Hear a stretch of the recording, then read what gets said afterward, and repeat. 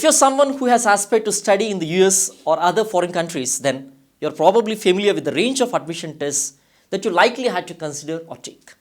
These might include the TOEFL or the test of English as a foreign language, GRE, graduate record examinations to assess someone's English proficiency for university study, immigration and more. And that is accepted by more than 13,000 institutions in 200 plus countries, including all English taught programs worldwide.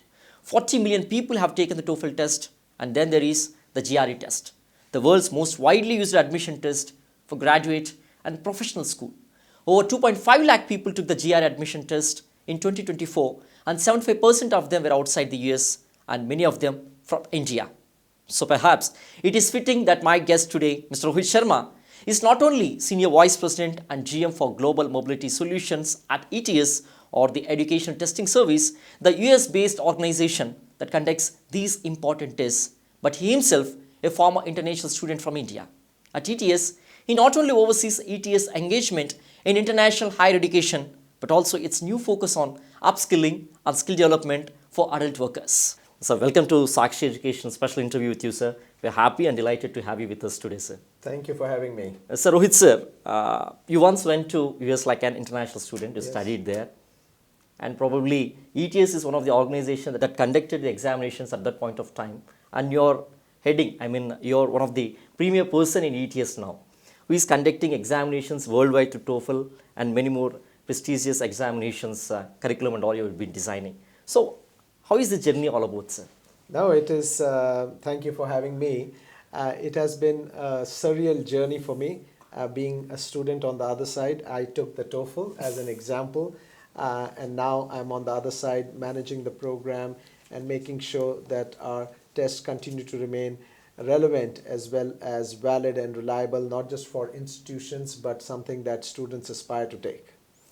Sir, how ETS take its test TOEFL is relevant today, and these upgrading, day by day, AI technology is advancing, and you have to analyze the students' mindset and also universities and also the companies that where the students going to place in the due course of time after the studies. How do you evaluate and how do you frame the structure of examination for TOEFL or GRE or any other kind of examination that you conduct? Yes, no, that's a great question. We have been using AI for several years now. It started off by using AI to do test scoring. But over the last several years, we have used AI to now go back and look at the millions of tests that has been taken over the years. And that has allowed us to now take that input into doing things like shortening the test. So that with the same level of reliability, validity that institutions want to see in a test, we've been able to make it shorter. That is, able to make it better for students as an example. So that's just one example of that. We are also using AI to create a lot of test prep materials that students would like to see and maybe practice before they take the test. Many of these test prep materials are available for free on our website so that students get comfortable with the test. So there are many ways in which we are using AI to make sure that the test continues to remain reliable and valid for the institutions, but at the same time it continues to improve the test taking experience. When you're familiar with the test, when you've done the test prep, it's much more easier, you're less stressed about it and able to get the right score that you want. Yes, sir. The emerging education trends you've been following and you will looking to. How do you see the future of international education and also the opportunities that students are going to get in the due course of time? What do you say on that, sir? I see a bright future for international student mobility. And if we just take the case of India as an example, in India we have 40 million students, close to 40 plus million students in higher education within the country. Now if you think of it from a perspective of what does that mean from a gross enrollment ratio, which is one of the measures that is used to see how a country is middle income to a developing country, it's only 30%. And high income countries need to get up to close to 70-80%.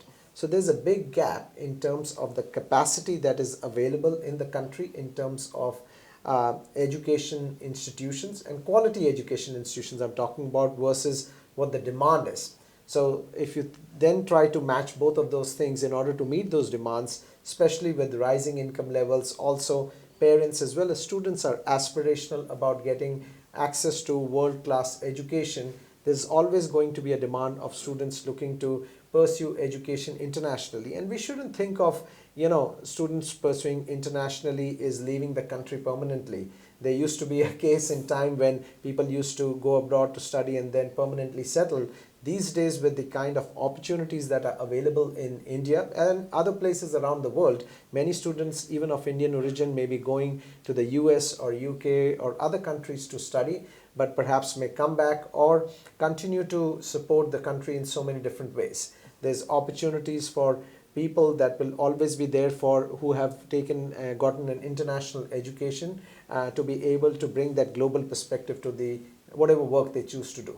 So TOEFL and GRE being the critical assessment examination for universities administration long from decades. Yes. So it is really shaping the future of the world. Yes. And also it's been, the premier examination. How critical is the TOEFL and GRE to every student who completes graduation or who wants to pursue his or her education in the foreign countries? Right. Ask the students who are listening to this to think of assessments like TOEFL and GRE as doors and windows to opportunities in an increasingly borderless world. That's how these assessments should be viewed at.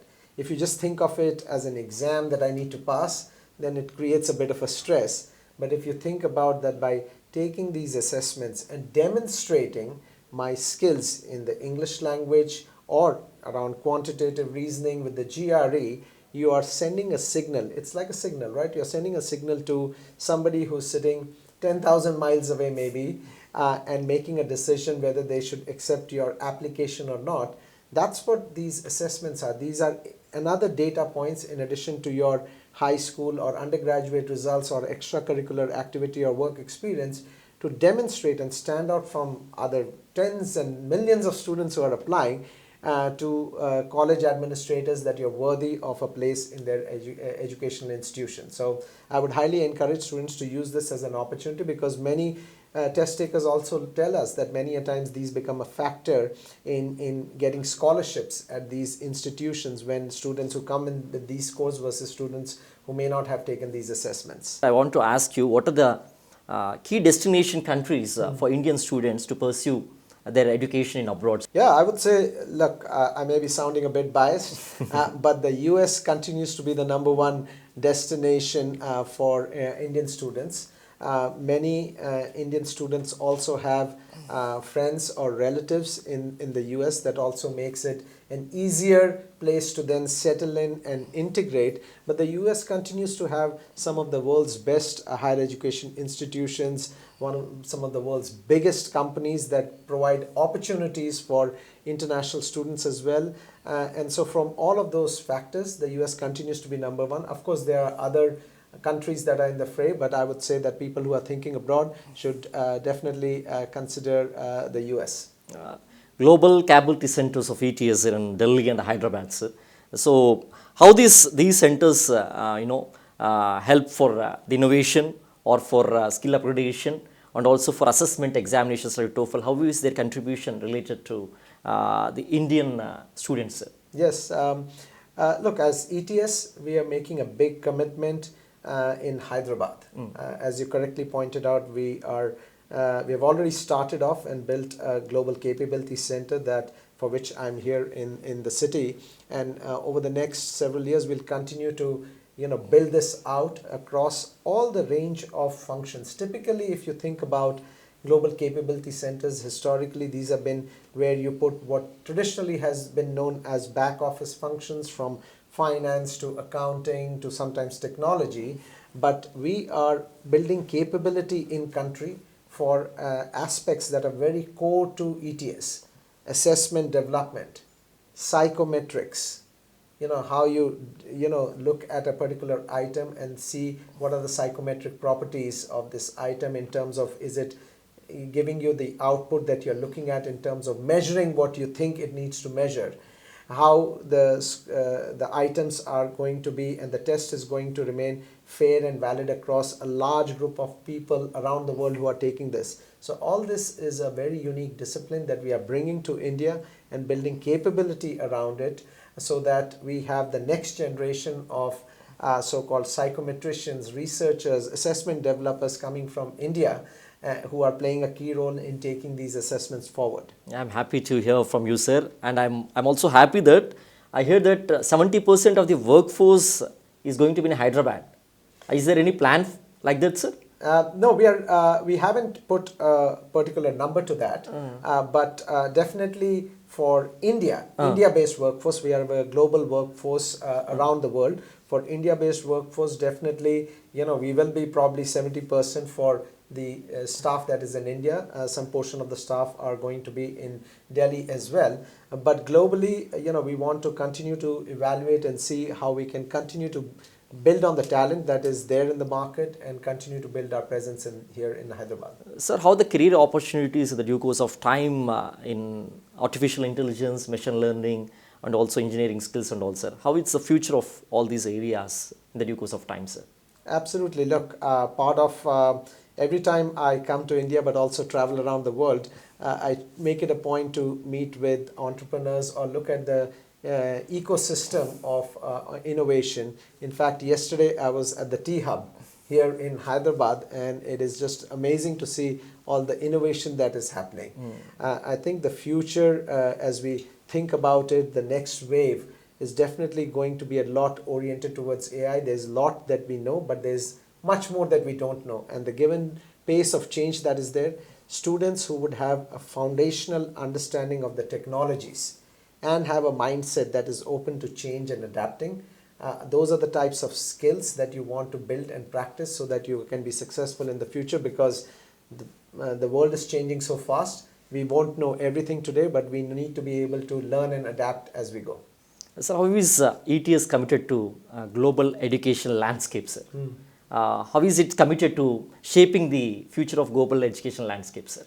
We are very committed. Look, our name carries and our legacy has been built around educational testing. But one of the things that we also believe, education on its own won't be sufficient as we move forward.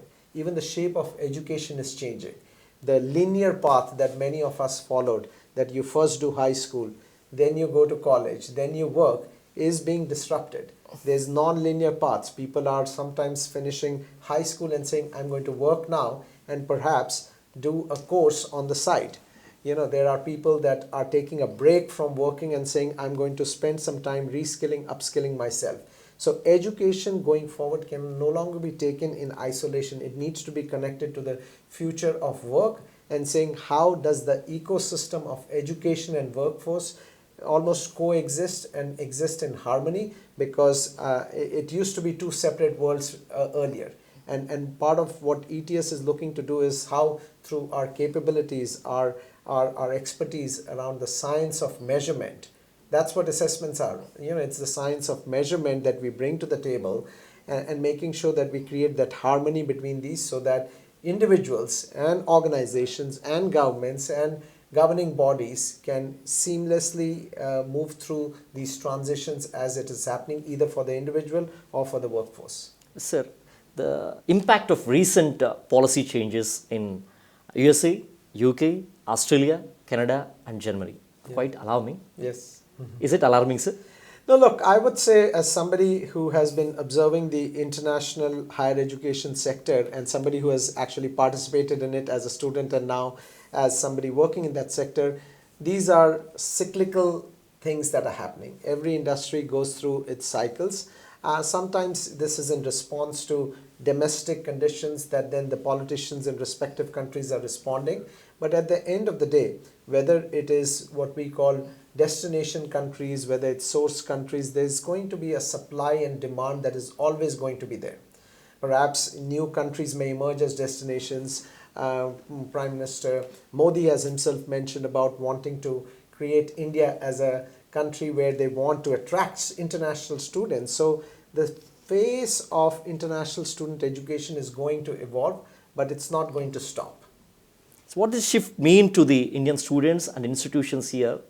or also collaborating with the foreign universities also, sir. What is it all about, sir? I mean, collaboration with foreign universities and all. The Indian education universities and Indian education organizations are also collaborating with the foreign Yes. universities. What does it mean, sir? I think it means several things. Universities and organizations collaborate on so many different ways. You know, one area to collaborate is in curriculum, as an example. One area to collaborate is in joint degree programs. So, what that allows organization and institutions, like as an example in India, to do is be able to offer a degree from, let's say, another country, let's say the US, while the student continues to be in India for a fraction of the cost. And that allows the next level of society to be able to access this education that perhaps wasn't available before. In other cases, these may be research oriented programs where there's collaboration that is happening, and the Indian organizations and institutions are collaborating with foreign institutions to bring the best of both worlds to solve local problems, but based on research that may have been done in a more developed economy but needs to be localized to have the impact here. So how can India can enhance its position as a global education leader, sir, in the due course of time? I think everything comes to one word, what I would say is quality, right? The reason why so many students, including students from India, aspire to go to other countries is because there have been an investment made over so many centuries, not just decades and years, centuries, in building some of the more marquee institutions around the world. And if the government and individual institutions here in the country continue to invest in bringing up the quality, and quality is in so many form and factors. It is the quality of the curriculum, the quality of the teaching staff, the quality of the projects that the students do, the quality of the students that are coming in. All of these taken together will create a compelling force that eventually what Prime Minister Modi is laying out in terms of attracting students to India becomes a reality. So when you hear, sir, if a student is studying very hard to crack examination or to excel in his life, if someone says that why are you studying very hard, in the due course of time, AI will solve all your problems. So why are you worrying? Keep in a slow pace. If someone says that, what is your answer to the person who says like that, sir? I think my answer would be that even in the world of AI, and there may be new technologies in the future that we don't know about, somebody needs to be able to tell the AI what to do, right? You need to be able to have both the knowledge and skill to be able to tell the AI what to do. And if you're not, quote unquote, studying, not developing your skill sets across a broad array of functions, a broad array of areas, then you're not able to even interact with the AI in the future. Somebody else, because of the knowledge that they may have, because of the skills, because of the experience that they have, will be able to interact better and still get ahead. So it's all a relative thing.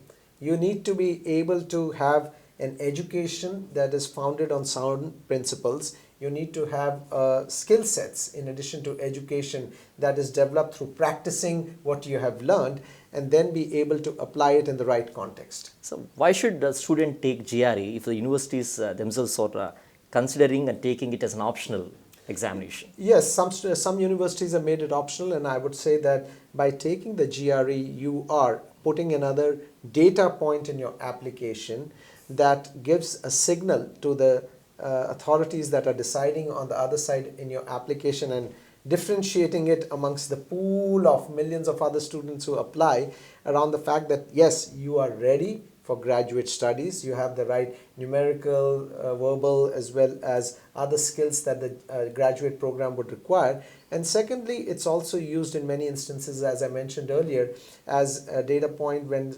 institutions are making scholarship decisions. So those are a couple of things that would be in your favor if you were to have a GRE score. Yes, earlier ETS primary focus is on the assessments of TOEFL and GRE, sir. Now it's on reskilling and upgrading skills. It's a primary motive, I think so, for ETS too. You're taking it on a serious note, I think so, sir. Why the shift? The shift is simply because one of the things that if you look all around the world, skills are becoming more important than just knowledge. That's because of all the other things we talked about, the advent of AI, other technologies that are coming. And what is skills? Skills is, at the end of the day, ability to apply knowledge in a context. So it's not that we are saying knowledge is not going to be important. You still need to have knowledge that applied to a particular context becomes a skill. And so we as ETS have over the years developed that capability and expertise to measure things. Historically, these ability to measure skills such as your collaboration skill, your teamwork skill, is very difficult to measure, but over the years ETS has done a lot of research that has now allowed us to productize that research and say, how do we now measure that skill in an objective way for a particular use case? The use case could be, are you working in a team setting in a company? Are you working in a team setting at a higher education institution as a student? How do we differentiate between that? And so at ETS, we are making that bet that ultimately, in an age of transformation, reskilling, upskilling is going to be a continuous thing. And in order to do that, you need to be able to help individuals and organizations to show that people are advancing in that. And assessments is just a way of making sure that you're moving in the right direction, and we want to play a role in helping individuals and organizations achieve that. So, many of the Indian students would like to hear from you, sir. They might be preparing for TOEFL and GRE, sir. They would like to hear from you. How should they focus on these examination, and what are the assessments, how their mental status should be for the while preparation, and what are the tips that you suggest for the people to crack the examination in a well manner, sir? Yeah, look, any kind of thing that you're preparing for, that you aspire to, you need to work hard. You need to put in the effort to understand what that particular assessment or exam is all about. One of the things that we do from an ETS side is making sure that anybody who's preparing for it has ample opportunities to have an experiencing the test through our test preparation offerings. There are multitude offerings there, including many free offerings. I would highly encourage those test takers to go to our website, register, take those test prep, and that will help you familiarize with it.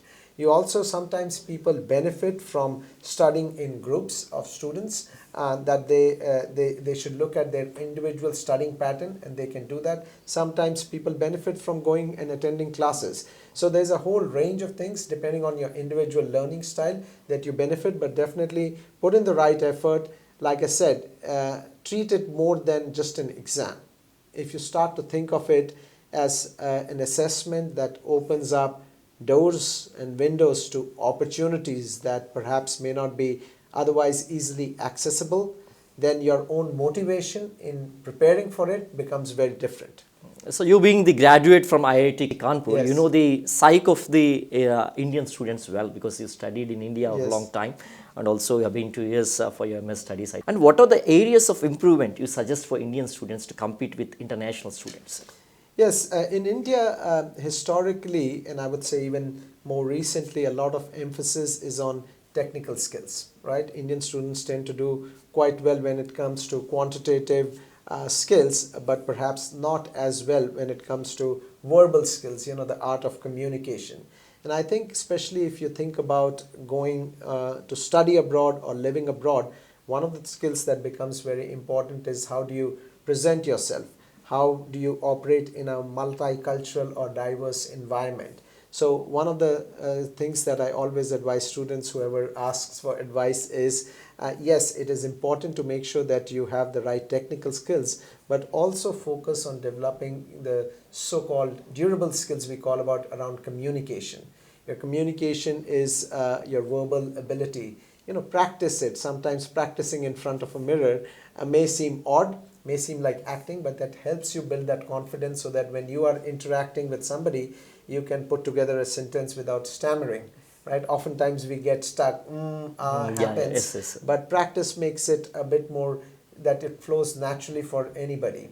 So communication is one. If I can advise on one skill, that's one skill that comes in handy in so many things. When you are trying to put an argument for why your idea is better than others, when you are perhaps going for your visa interview and interacting with a consular officer, when you are in a workplace and you want to make sure that you are able to inspire and motivate the team, communication comes in so many different forms. And that's why we also believe that the TOEFL assessment is a great foundation for building that. If you don't have the basic skills of listening, reading, speaking, writing, then trying to pull all of that together becomes difficult. And we believe that with this assessment, TOEFL is a great way in making sure that as you prepare for it, you'll have the foundation in place that allows you to build upon that. So how good are IITs or IIMs in our country, sir? And in meeting the standards, sir, international standards, how good they are, sir? Look, given that I am a product of IIT, I am a bit biased, but our technical institutes are quite good and capable. I would say one of the things that our institutions should continue to do, there is relative to institutions in some other countries, our institutions need to do more applied education, meaning to say there is still a lot more emphasis, and this is not just to IITs but in general, there's a lot more theory than application of that theory on real life projects, real life scenarios that then allows you to internalize whatever you're learning. Because a lot of learning, when we were back students, used to be rote learning, memorization, right? Even at the college level sometimes. And what you need to shift the country as a whole in understanding, not memorizing, understanding concepts, applying it on different situations so that you start to learn the concepts, internalize it. And I think that's where a lot of Indian higher education institutions should focus on doing that. That means collaborating with industry, bringing industry practitioners as so-called instructors or lecturers, making sure every semester, ideally I would say every semester, there is a project that is happening with the industry on one subject. You don't need to do it for everything. Students should take it upon themselves that, in a 4-year program, typically when I was a student, the internship only happened between the 3rd and the 4th year. I would say today, after every year, in fact, I would say after every semester, in a day of the day and age we are living of technology, you can do an internship virtually while you're still studying. The more real life experience that people will have, the better they will be positioned to take advantage of the opportunities that are going to come. And the more such experience higher education institutions can give, the better they will be able to attract students. So it works both ways. So on one hand, you'll see the international exposures. You are working in that environment, seeing the brightest universities and all. On the other hand, there are many people who are not in a position to afford education in our country, especially, and many other countries like Africa countries. What worries you the most, sir, in that? I think as somebody who's in the broader education space, the income divide that is happening around the world is something that worries me the most. And that's something that this is where, all of us as responsible members of the society need to think about it. But this is also where governments around the world can play a bigger role, in my humble opinion, in making sure that as much as they are putting in the efforts to bring up the quality of the premier institutions around the country, they are also making education accessible, quality education, not just education, but quality education accessible to, in many cases, tens of millions and hundreds of millions of people who may not have the financial means, so that as a society we are pulling everybody up together. Yeah, great. It's great to hear from your side, sir. Anything to add, sir? Anything to No, add? I would just say that any kind of journey that students are planning to take outside of their home country or even in the home country, it can be a bit unnerving. These experiences transitioning from high school to college or college to graduate program is always a different stage in your life. But if you're well prepared through assessments like TOEFL and GRE, if you're looking to go abroad, you will be better suited and better prepared to take that transition. And like I said, focus not just on the technical skills, but also other skills like communication that can make you more well-rounded. So before ending our conversation, I would like to ask what excites you the most at this particular moment, sir? I think in a weird way, what excites me the most is the opportunities that are going to be there for all of us. There is a bit of fear also around the unknown that is going to be there that none of us know, especially around AI, and no conversation today happens without AI, right? But AI has so much possibility. So the realm of possibilities that are there in the future. You know, if 5 years from now we may be meeting and you and I may be talking about something very different. That is a realistic possibility, and that is both sometimes a bit unnerving, but at the same time very exciting.